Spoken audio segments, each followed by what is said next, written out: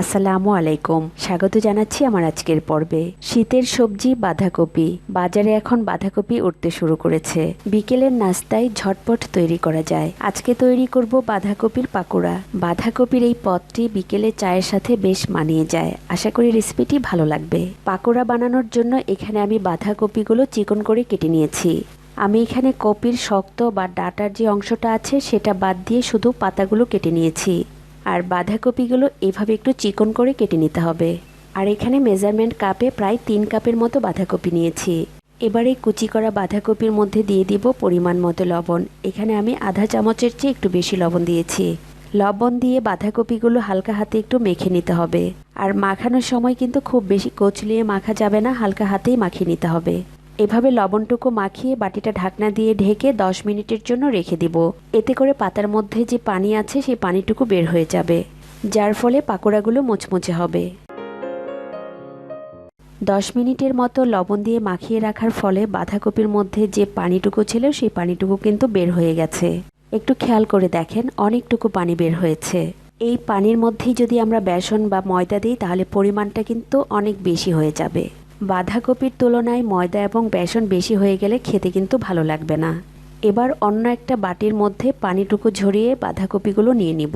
পানি থেকে খুব বেশি চিপিয়ে কিন্তু তুলে রাখার দরকার নেই, আমি শুধু পানি থেকেই তুলে নিচ্ছি। এবার এর সঙ্গে দিয়ে দিচ্ছি 1 কাপ পেঁয়াজ কুচি, সাথে দিয়ে দিব মিহি কুচি করে কাটা আদা রসুন। এখানে আমি একটা বড় রসুনের কোয়া আর সামান্য একটু আদা কুচি করে কেটে নিয়েছি। আমি এখানে কুচানো আদা রসুন দিচ্ছি, চাইলে কিন্তু এখানে বাটা আদা রসুনও দেওয়া যাবে। এবার সাথে দিয়ে দিচ্ছি আধা চা চামচ হলুদ গুঁড়া, দিয়ে দিচ্ছি আধা চা চামচ ধনিয়া গুঁড়া, দিয়ে দিব আধা চা চামচ লাল মরিচ গুঁড়া। এবার দিয়ে দিচ্ছি 3টা কাঁচামরিচ কুচি। ঝালের পরিমাণটা যে যতটুকু খেতে পছন্দ করেন সেভাবে কমিয়ে বাড়িয়ে নিতে পারেন।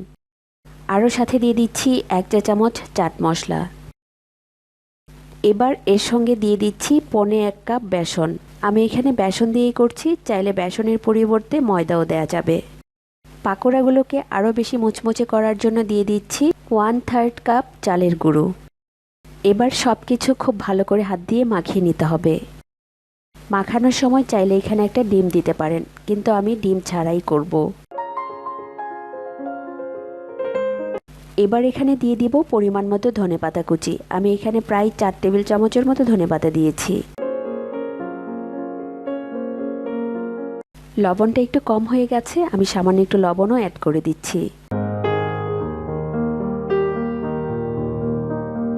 এবার দিয়ে দিব 1 চা চামচ কালো জিরা।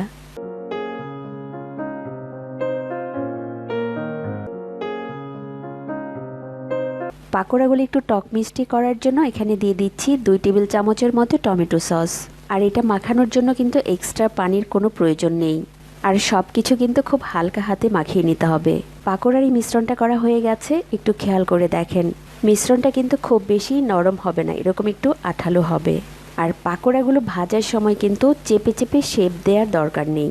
পাকোড়াগুলো তেলে ছাড়ার সময় বাটি থেকে নেয়ার সময় যেভাবে উঠবে সেভাবেই তেলে ছেড়ে দিতে হবে। এতে করে পাকোড়াগুলো ক্রিস্পি হবে। আর পাকোড়ার ভিতরে কিন্তু খুব বেশি পরিমাণে তেলও যাবে না। অনেকেই বলতে শুনেছি পাকোড়ার ভেতরে তেল চিপচিপ করে, এইভাবে করলে কিন্তু সেটা হবে না। চুলায় একটা প্যানের মধ্যে তেল গরম করে নিয়েছি। চুলায় তেল দেওয়ার প্রথম পর্যায়ে চুলার আঁচ মিডিয়াম টু হাইতে রেখে তেলটুকু গরম করে নিতে হবে। পাকোড়াগুলো তেলে ছাড়ার আগে আগে চুলার আঁচ মিডিয়াম করে নিতে হবে। পাকোড়াগুলো ভাজার সময় চুলার আঁচ কিন্তু হাইতে রাখা যাবে না, তাহলে তেলে ছাড়ার সাথে সাথেই কিন্তু উপরটাতে কালার চলে আসবে আর ভেতরে কিন্তু কাঁচা থেকে যাবে। আবার চুলার আঁচ যদি কমানো থাকে তাহলে কিন্তু পাকোড়ার ভেতরে তেল ঢুকে যাবে। তাই ভাজার সময় চুলার আঁচ মিডিয়ামে রেখে পাকোড়াগুলো ভেজে নিতে হবে। এবার এই গরম তেলের মধ্যে ছোট ছোট করে পাকোড়াগুলো দিয়ে দিচ্ছি।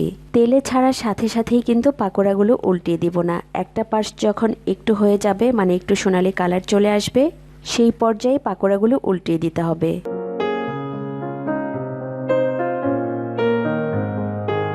পাকোড়ার একটা পাশ যখন একটু হয়ে গেছে, এবার আমি পাকোড়াগুলো উল্টিয়ে দিচ্ছি।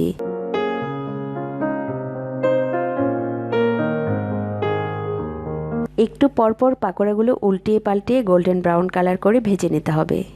পাকোড়াগুলোতে সুন্দর একটা কালার চলে এসছে আর এখানে পাকোড়াগুলো কিন্তু ভাজা হয়ে গিয়েছে। আর এইভাবে করে আমরা পরবর্তী ব্যাচে বাকি পাকোড়াগুলো ভেজে নেব। এবার তেল ঝরিয়ে একটা প্লেটে টিস্যুর উপর তুলে নিচ্ছি।